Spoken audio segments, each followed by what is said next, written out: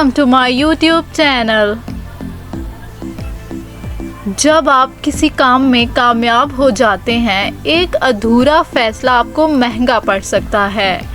आज की वीडियो में हम जानेंगे कि क्यों दुश्मन को आधा नहीं छोड़ना चाहिए, वरना वो वापस आकर यकीनन आपको नुकसान पहुंचा सकता है।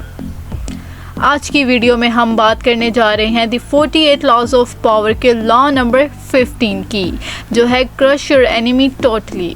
इसका मतलब है अगर आपने किसी को हरा दिया है तो उसको मुकम्मल तौर पर ख़त्म कर दें, ना कि दरमियानी राह चलें। अगर आप दुश्मन को सिर्फ आधा कमज़ोर करते हैं तो वो नया हौसला लेकर वापस आता है और बदला लेता है, और आपकी जीत का मतलब ख़त्म हो जाता है।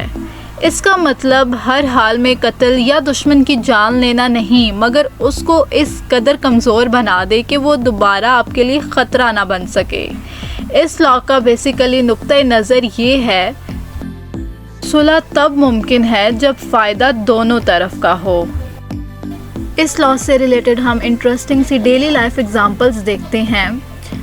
बिजनेस में अगर कॉम्पिटिटर को सिर्फ एक छोटी सी सेटबैक दी जाए, वो फिर से निकलकर मार्केट में आपकी नीश छीन सकता है। इसलिए कभी कभी स्ट्रैटेजी ये होती है कि कॉम्पिटिटर को सप्लाई लाइंस, अलायंसेस या मार्केट से इतना दूर कर दें कि वो वापस ना आ सके।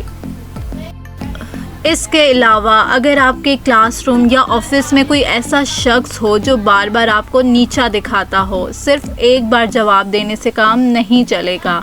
आपको ऐसे सबूत या इतना क्लियर जवाब देना होगा उसको कि वो फ्यूचर में बार बार उस टैक्टिक्स को यूज़ ना कर सके, वरना वो फिर से करेगा और आपको मज़ीद तंग करेगा। जब आप किसी को हरा देते हैं तो वो खामोश कभी नहीं रहता। वक्त गुजरता है तो दुश्मन मजबूत होकर लौट आता है। इसलिए लॉ नंबर 15 में रॉबर्ट ग्रीन कहते हैं कि दुश्मनी आधी छोड़नी